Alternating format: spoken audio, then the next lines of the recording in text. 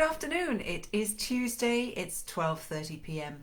and that means it's time for another episode of First Chapter Fun. I see I'm live on Instagram. Oh my goodness, we are having so many problems with our Wi-Fi today. It's not even funny, but I managed to get on data. Looks like I'm live on Facebook as well. Not that I can see the comments because Facebook doing that would be far too simple. But I see people are joining on Instagram. So hi Al, hi Jen. We have Rena, we have Diane. And I'm just going to try one small thing on Facebook because Facebook is very often, what happens is I see I'm live and I can't see all the lovely comments. So I'm going to see if I can actually manage to get the comments. So bear with me 1 second while I sort out the technical issues. Facebook, thank you. I have to duck and dive because I've got my ring light, and it's in the way. And anyway, all these fun things going on. So let me just, there I am. I see myself on Facebook and I see all the comments on Facebook now. So there we go. I'm going to move that over here and ignore the other setting. Oh my goodness. Okay, so we're ready. We're live. It's Tuesday. It's time for First Chapter Fun. This is episode 130. 130, would you believe? I am broadcasting simultaneously on Instagram, on my phone, and on Facebook with my webcam. So hopefully Instagram will stay stable, because like I said, it's been a bit tricky, and Facebook will remain quite happy and content. If not, if the connection drops, I'll probably just continue recording on Facebook and then come back. And I probably won't come back to Instagram. If it boots me out, I have to upload the recording. But fingers crossed, it's going to work because we have a fun treat in store for you today. So how is everyone? How are you doing? I see Hank. Hi, Hank. And we have Christy Conley who says Kate Anslinger, reader from Kate's book, is amazing. She sure is. We have Avery Clark saying hello, and Glennie. It's so lovely to see you all. It's so lovely to see the community building and growing, and more people arriving and discovering First Chapter Fun. So tell your friends, tell your family, tell your neighbours, tell everyone, because we want to continue our mission of keeping your to-be-read pile completely out of control. We have no shame in admitting that that is our mission, that you never run out of books to read. So stick with us and you will have 2 new books at least every week. And before I tell you about today's episode, I'm going to give 2 shout outs because there are 2 wonderful books publishing today. I mean, there's many more, but there are 2 that I'm going to mention. One of them is Bad Habits by Amy Gentry. So this book is set in the world of academia. It's a thriller and it's so dark and so compulsive and compelling. I read it, I blurbed it, I loved it. So there's one to look out for. And we have a debut as well. The Kindest Lie by Nancy Johnson is out today. Oh, I should say Bad Habits. Let me go back to Bad Habits. We will be reading this one on First Chapter Fun. We managed to snag a date for Amy on February 16th, so that is coming up. And this is the other one, The Kindest Lie by Nancy Johnson, getting a ton of love and a ton of buzz. It was on Oprah's list, no less. So this is definitely one that you want to check out, set in 2008 at the dawn of the Obama era. A wonderful, truly wonderful book that I also highly recommend. So I just wanted to give some shout outs for those as well. So what do we have in store for you today? Well, let me flick back on my iPad. We have a thriller mixed with some supernatural stuff going on today. We have Never Tell by Kate Anslinger. So this is today's book that I'm going to tell you all about in a minute. But first, how are you doing? I know Kate has joined. I see her there on Instagram. I'm hoping to see her in the comments as well. Oh, Facebook, you are a pain in my side. See how I said side? I meant something else. But it is a thorn in my side and a pain in my... I won't say it, but it is nonetheless, because I can't see your comments again. Oh, here they are. Wonderful. I see them now. Lots and lots of comments and lots of people watching. This is great. So I hope you're all doing well. I was at the dentist yesterday and last week, and my teeth are a bit sore, but I survived.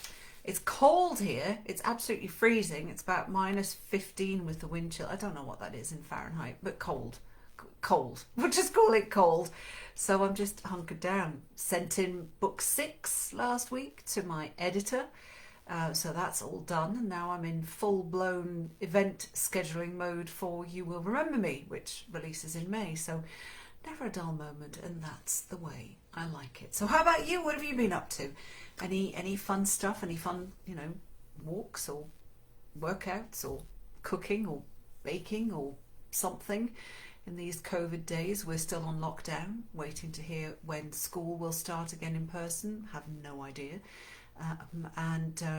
The airports are tightening restrictions more and more, so definitely no travelling, that's for sure. But my dad got his first vaccine a couple of weeks ago, and he's up for his second one, so I'm very happy about that. So yes, looking forward to the spring.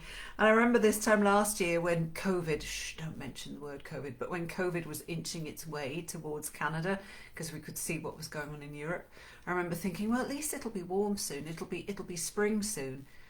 And here we are a year later. But let's not mention COVID. This is a happy space. This is our happy bubble where everything is good and COVID doesn't exist and books are lovely, and that's all that matters. So let me tell you a bit more about today's book. Deb says she's shoveling snow. It's not fun. Taking a break to listen to you. I think that's excellent. I think that's a great idea. Take a break from shoveling the snow. Absolutely. Yes, it's not fun. I get my kids to do it. There's 3 of them. There's 6. The twins are 16 and the older one is 17, so they can muscle up and do that. And they have a snowblower, and my husband's very good at that too. Anyway, enough of the ado. Let me tell you about Never Tell by Kate Anslinger, who is watching, and a couple of things. We have a giveaway. Actually, we have 2. We have 2 copies of this book up for grabs that Kate is so generously going to award to 2 people, one on Instagram, one on Facebook. So make sure you make a comment. On Instagram the comments disappear, on Facebook they stay, so make sure you leave a comment for Kate, a question, a comment, supernatural and thriller. Where did the inspiration come from? Does she believe in ghosts? I don't know. So you can ask her all these things, and you'll be in for a chance to win a copy of Never Tell. So I am going to tell you, of course, about Kate and her brilliant book. And actually, this is a series, and this is a question for you, Kate, which I meant to ask you earlier, and I forgot. If they can be read in any order. There are 3 books. Never Tell is the 3rd in the series. The Gift was the 1st, and you will actually find that on First Chapter Fun. Kate was a great sport and one of the first people I read for, and that was on April the 5th. So whether you're on Instagram, you'll find it in IGTV, or watching on Facebook, you'll find it under media, videos, and if you scroll down, you can find it there. Or you can go to the announcement post. One of the announcement posts has every single reading from the beginning of time, from the beginning of from the beginning of First Chapter Fun, and you can find them all there listed by date, so you can just do a search for the name and you'll find it there. So that was The Gift. That was the first one on April 5th. Buried Secrets was the 2nd installment, which is also released, and Never Tell is already out. So you can actually get your hands on all of the 3 books immediately, because they're all available. And I'm just looking to see if Kate says, oh no, I was just looking if I could find an answer to if you can read them in order, but it's so tricky to try and see them, the comments, and focus on both cameras and read at the same time. I feel like I need, I don't know, 4 eyes or a second head or something, I don't know, to make this work. So Hank just says it's a series, but you don't have to read them in order, right, Kate? But you can, and you can get them all. So this is Never Tell. Let me tell you, never tell. I am going to tell. Let me tell you about Kate Anslinger. Kate Anslinger is the author of the McKenna Mystery novels, a series that follows Detective Grace McKenna on her spree of secretly solving crimes with the help of her gift to see clues in the eyes of criminals. In addition to her life as a novelist, Kate is a journalist, freelance writer, and a veteran of the United States Air Force. Her debut novel, Saving Jason, touches upon the struggles of PTSD, a topic that is near and dear to her heart. Kate lives in a sleepy beach town north of Boston with her husband, 2 daughters, and a Newfoundland pup. That sounds lovely, a Newfoundland pup. We demand to see pictures. We always want to see a picture of a Newfoundland pup, I reckon. And you will find Kate. Facebook is author Kate Anslinger. Instagram, Anslinger Kate. And Twitter, Kate Anslinger, which is also her website, kateanslinger.com. Let me show you Never Tell again. The cover. Is that creepy cover? You know, you see the guy there. Is he good? Is he bad? Does he have secrets? Does she see a crime in his eyes? I don't know. But I'm going to read you what it's all about. So this is Never Tell. Detective Grace McKenna has a gift. When she looks into the eyes of criminals, she's inundated with glimpses of their crimes. In Book 3 of the McKenna Mystery series, Grace finds herself face to face with a school principal holding on to a haunting past. When she makes eye contact with Principal Jack Whitaker on a routine visit to an elementary school, she's confronted with visions of a disturbed woman who's struggling to convey a message. In Never Tell, flashes of a heavily made-up face, a red rope that seems to lead nowhere, and a rainy night in a familiar field take Grace to places outside of Bridgeton to solve a crime that she hopes will heal the town. Armed with the few clues that she has from a missing person case in the 80s, Grace untangles the mystery alongside a questionable witness. And as I mentioned, this book is out now. You can get your hands on it, not right now, but once I'm done. Oh, there we go. And this is the cover again of Never Tell by Kate Anslinger. So sit back, relax, and let me entertain you. This is chapter 1 of Never Tell by Kate Anslinger. I was born with what some people call a gift. If a criminal makes eye contact with me, I am inundated with glimpses of their past, pushed into a world of hate and violence. To me, it's a curtain that's pulled back from a crime scene I don't want to see. It's a curse that penetrates my every waking hour with an unfiltered lens, giving me a persistent need to track down those who've done wrong and bring justice to the victims. To me, it's a constant battle I have to fight, but to my mother, it's a gift. Chapter 1. September was always Grace's favourite time of year. Bridgeton students wound down after long summer days spent on the wall that lined the town beach. The amount of alcohol nips that sprouted from the beach sand like soldiers at attention were minimised by half, starting as soon as the first day of school. The teenagers shed their string bikinis and knee-length board shorts and concealed their bodies with the latest trends found in stores like Pacific Sunwear, American Eagle, and Abercrombie and Fitch. Even the most troublesome students fell into step with the cadence of the school year and became creatures of habit, following a tight schedule of classes and activities that survived only on routine. The sound of crunching leaves served as a backdrop to the to-do list that Grace was checking off in her head. pick up mother's medication, schedule a vet appointment for Brody, make more room in closet for Mark's stuff. It was the end of the first month of school, and students were filing out of the building, donning newly purchased clothing, book bags filled to the brim like turtle shells on their backs. As the town's only school resource officer, Grace had to make sure she personally met with each of Bridgeton's 3 principals on a regular basis. This was the first year in a long time that Frederick Harris Elementary School had a new principal, and it was only because Mr. Woodward retired after holding the reign of principal for the past 40 years.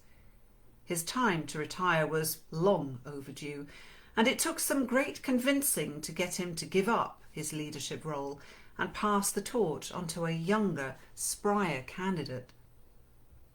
During his retirement ceremony, Mr. Woodward was applauded for his dedication to years serving the town's youth and for the endless list of volunteer work he'd committed to over the years. Bridgeton Yacht Sailing Club Committee, board member of the Christmas tree lighting that started even before his time, founder of the Bridgeton Reads Foundation, which was responsible for getting the majority of the town's youngsters interested in reading, thanks to the free pizza reward that each kid would receive when they finished a book.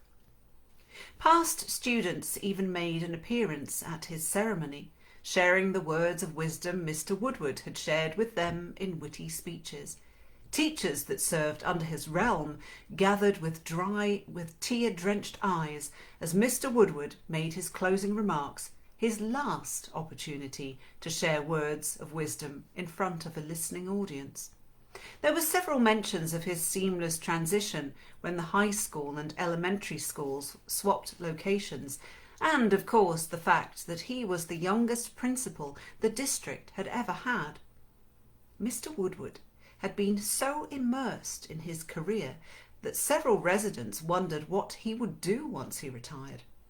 Grace had heard whispers of concern leading up to his retirement, as women of his generation would question whether he would be stable not working, opening up their calendars, offering up their own senior hobbies, bowling, sailing, book clubs, volunteer work with the town's American Legion, were all suggestions Grace had heard, simply by coming into contact with concerned residents.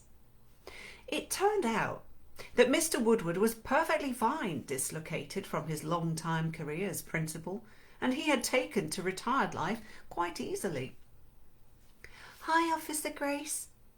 The voice, high-pitched and proud, came from the crosswalk that sat perpendicular to the steps Grace was climbing to get into the old school building. She didn't have to think twice before she turned around, openly welcoming the sight of Chloe Caverley, the little girl she had grown close to over the summer. "Chloe, how was your first day of school?" "Awesome. I'm the class news reporter, so I get to make announcements," she said as she bounced on the balls of her feet while clutching her backpack straps. "Well, I'd love to hear all about it. I'm actually stopping by to give your mum something tonight." Grace remembered she had to pay Christy for the chunky necklace she'd bought at a jewellery party she hosted a couple of weeks ago. Chunky jewellery wasn't a term that Grace's vocabulary frequented, but she was trying to expand her interests outside of work, so she embraced a recent opportunity to mingle with other women and engage in conversations that didn't involve cop talk. "You are?" Chloe started to smack her hands together, but stopped when she realised her friends were watching. Obsessing over what others thought evidently made its appearance at the young age of 7, which made even Grace feel a sense of loss at the waning of innocence. "See you later, Chloe."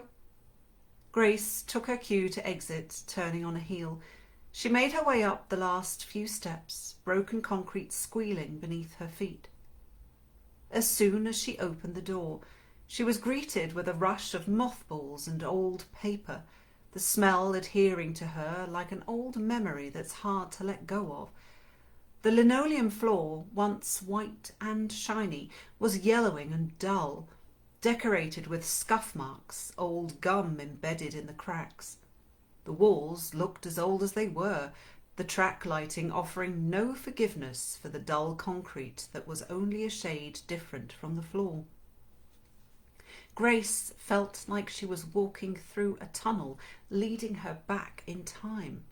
The first hallway spilled out to a common area that housed an old black leather sectional, a coat room and a tall cardboard box for lost and found items. A wooden sign labelled Principal Whitaker hung on a door with a glass window that was unheard of in today's newer buildings. A glass door would be far too welcoming for a school shooter. She sat on the leather couch and was instantly swallowed up, its cushions providing too much give thanks to the many years of students and staff sitting on them. Just as she felt like she was about to drown in a sea of black leather, a young woman emerged from Principal Whitaker's office. The woman closed the door gently, leaving a swinging door sign in her wake, and walked by Grace with the urgency of a soldier. Her swift jaunt left nothing for Grace to see except the thin woman's long black hair swinging across her mid-back. Grace's eyes were tugged back to the small alcove when she heard the turn of the doorknob, the old latch offering up 3 loud clicks before Principal Whitaker emerged from the office. Before Grace could make herself known, he flipped a light switch by the door, darkening the room down to a black nothingness. "Mr. Whitaker!"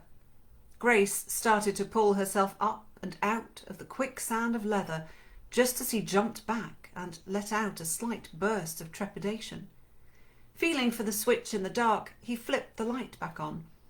Grace was still struggling to get to her feet, using the armrest to help drive her body up so she was eye level with his tan V-neck sweater fitted to his chest muscles and allowing for extra space around his waist, where his 50-something-year-old body had accumulated a modest extra layer.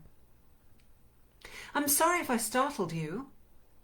Grace tilted her head up and sealed her focus on a pair of hazel eyes, a deep burned orange outlined in various shades of brown, blue, and green. Darker flecks in the shape of little slivers slashed through the outer rings, and with the flecks came flashes of a woman lying on a pile of leaves, the oranges and browns the same blend of colours in the principal's eyes. Stiff brown curls with streaks of blonde sprang from her head in one big wave that moved over to the left side of her face. A pair of deep brown eyes outlined in cobalt blue shadow peeked through specks of grey powder. Streaks of dark pink made their way up each of her cheeks, reaching towards smudges of the shadow that extended past her eyelids. A turquoise warm-up jacket zipped up to her pale neck, greeting a bright yellow collar the same shade as the asymmetrical shapes that stood out on the windbreaker.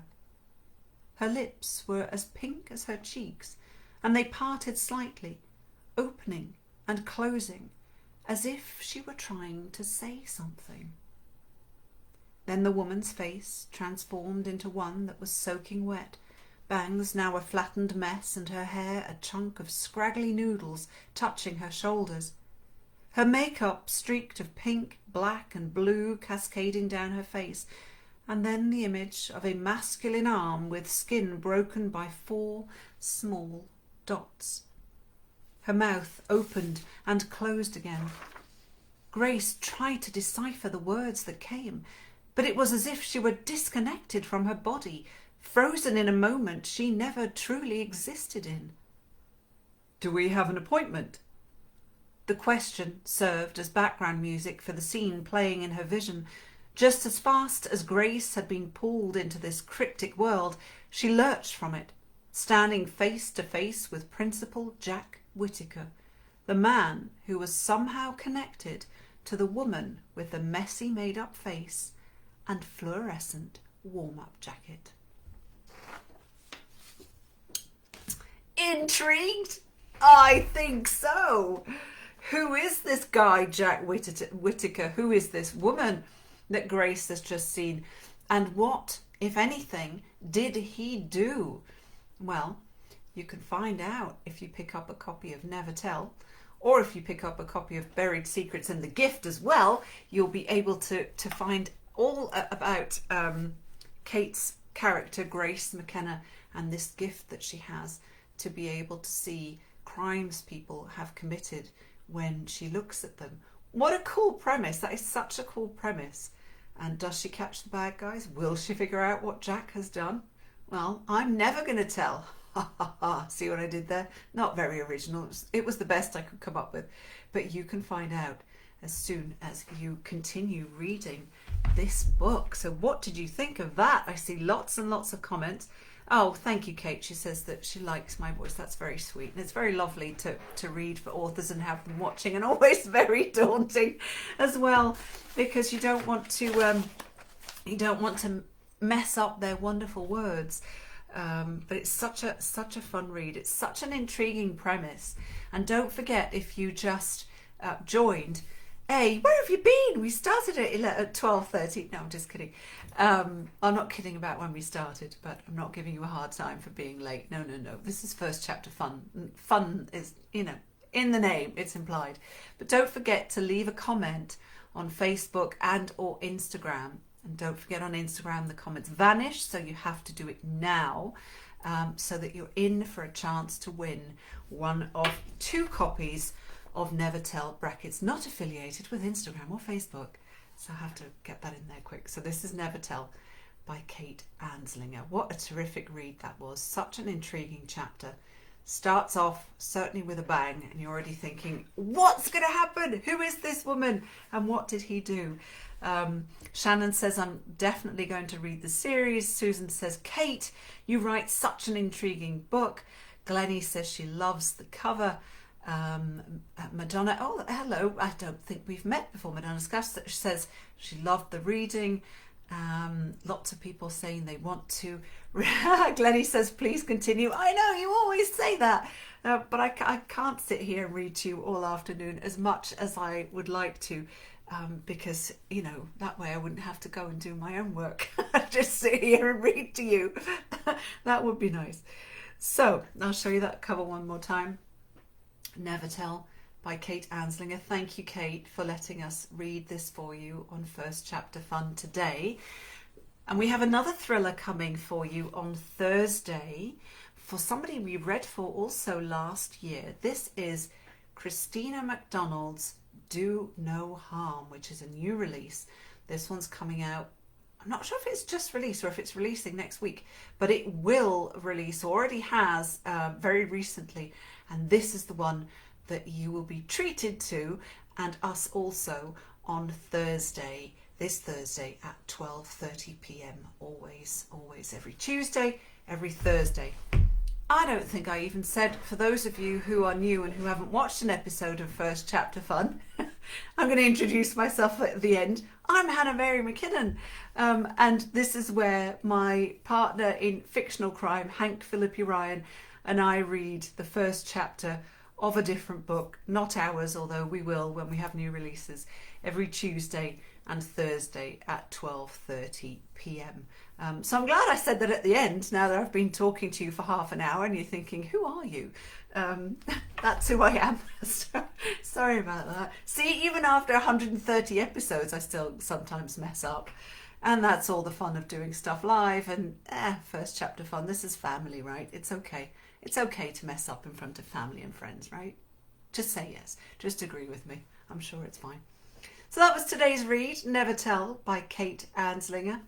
And on Thursday, we will have Do No Harm by Christina McDonald. So please do join us then. It would be lovely to see you again. And until then, I never forget this part, as always, please stay safe, stay kind, and we will see you on Thursday. Thank you for watching.